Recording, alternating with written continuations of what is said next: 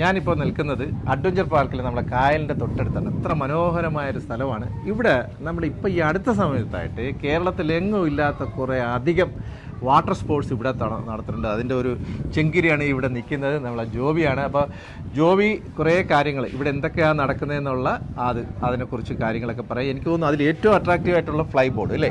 Fly board കേരളത്തിൽ വേറെ എങ്ങും ഇല്ലല്ലോ. ഇല്ല, നമ്മൾ മാത്രമേ കണ്ടക്ട് ചെയ്യുന്നുള്ളൂ. അപ്പോൾ എന്തൊക്കെയാണ് അതിൻ്റെ പ്രത്യേകതകൾ?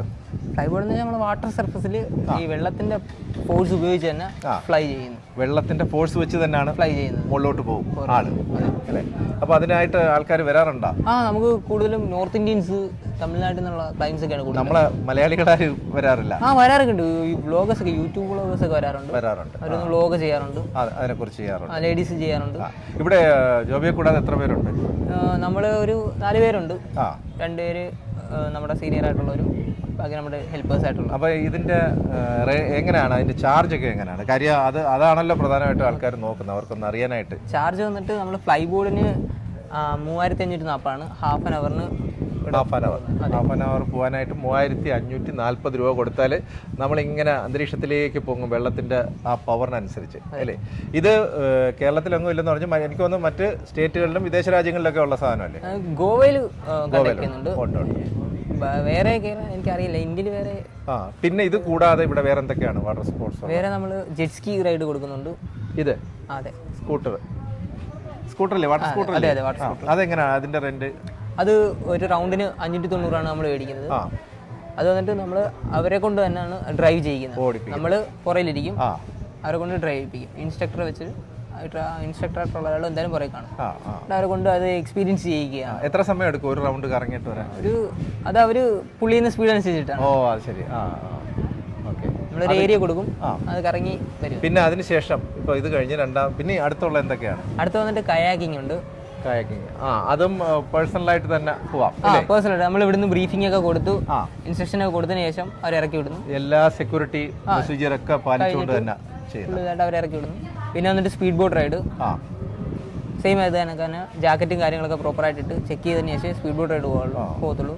പിന്നെ നമ്മുടെ ഇരിക്കുന്നത് ബനാന ബമ്പർ, 2 ആക്ടിവിറ്റീസ് ആണ്. ഇതിന്റെ എങ്ങനെയൊക്കെയാണ്? ഇത് വന്നിട്ട് സ്പീഡ് ബോട്ടിന്റെ ബാക്കിൽ ടോ ചെയ്യും. ഈ ഇത് മൂവ് ആവുന്നതനുസരിച്ച് ഇതും പുറകിൽ വരും. അപ്പൊ ഈ ബോട്ട് ഉണ്ടാക്കുന്ന ആ വേവിൽ ഇത് വന്ന് ബമ്പ് ചെയ്യും, ഒരു എക്സ്ട്രീം ലെവലാണത്. അതാണ് ഞാൻ പറഞ്ഞ ബമ്പർ.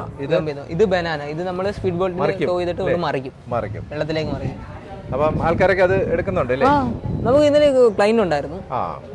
ബുക്കിംഗ് ഉണ്ടോ? നേരത്തെ നിങ്ങൾക്ക് ദൂരെ വരുന്നവരാണ് നമുക്ക് നേരത്തെ ബുക്ക് ചെയ്യും, ഒരു ഡേറ്റ് പറഞ്ഞ് നമുക്ക് ഇത് ചെയ്യും. അതായത് ചിലർ പെട്ടെന്ന് വന്ന് വരുന്നവരുമുണ്ട്. ഇത് ഏതെങ്കിലും ഒരു ഏജൻസിയോ അതോ ഗവൺമെന്റ് നേരിട്ടാണ്? എങ്ങനെ ഇത് DTPCയുടെ അങ്ങനെ? DTPCയുടെ അണ്ടറിൽ ആൽഫ അഡ്വഞ്ചേഴ്സ് ആണ് ഇത് കണ്ടക്ട് ചെയ്യുന്നത്. ടോം ജോസഫ് സാറിന്റെ നേതൃത്വത്തിലാണ് ഇത് കണ്ടക്ട് ചെയ്യുന്നത്. പുള്ളിയാണ് നമുക്ക് ട്രെയിനിങ് തന്നത്. ഇവർ 2 പേരുണ്ട്, ടോം ജോസഫ്, ജെയ്സൺ ജെയിംസ്. ഇവർ 2 പേരും നമുക്ക് ട്രെയിനിങ് ഒക്കെ തന്ന് അവരുടെ കീഴിലാണ് നമ്മളിത് കണ്ടക്ട് ചെയ്യുന്നത്.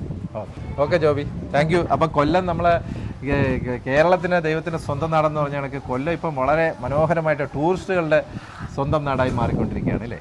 ഓക്കെ. അഡ്വഞ്ചർ പാർക്കിലെ ഞായറാഴ്ച അടിച്ചു പൊളിക്കാനായിട്ട് ഒരു ടീം എത്തിയിട്ടുണ്ട്. അമ്മ പേടിച്ച് മാറി നിൽപ്പുണ്ട് കേട്ടോ, ഉള്ളതുപോലെ പറയണമല്ലേ. അപ്പോൾ മോളിപ്പോൾ കയാക്കിങ് നടത്തി അല്ലേ? എങ്ങനെ ഉണ്ടായിരുന്നു എക്സ്പീരിയൻസ്? എനിക്ക് ഭയങ്കരമായിട്ട് ഇഷ്ടപ്പെട്ട്, നല്ല രസമുണ്ട്. ഫസ്റ്റ് ടൈമാണ്. ഇവിടെ വേറെ എന്തൊക്കെ ഉണ്ടെന്ന് അറിയാമോ? ബാക്കി സ്പോർട്സ്, യമഹാട, വാട്ടർ സ്കൂട്ടർ ഇതുപോലുള്ള അതിനകത്ത് എങ്ങനെ കയറിയിട്ടുണ്ടോ? ഇല്ല, സ്പീഡ് ബോട്ടിൽ കയറിയിട്ടുണ്ട്. നല്ല ദൂരെയൊക്കെ പോയി അല്ലേ? പേടിയൊന്നും തോന്നിയില്ല? ചേട്ടനുണ്ടായിരുന്നു. ഓക്കെ. അപ്പൊ ആ ചേട്ടനോട് വാ. കൊച്ചു കുട്ടികൾക്ക് മാത്രം പോകുന്നതാണെന്ന് വിചാരിക്കുന്നത്. ഇത് വലിയ ചേട്ടനും കൂടെ ഉണ്ട് കേട്ടോ.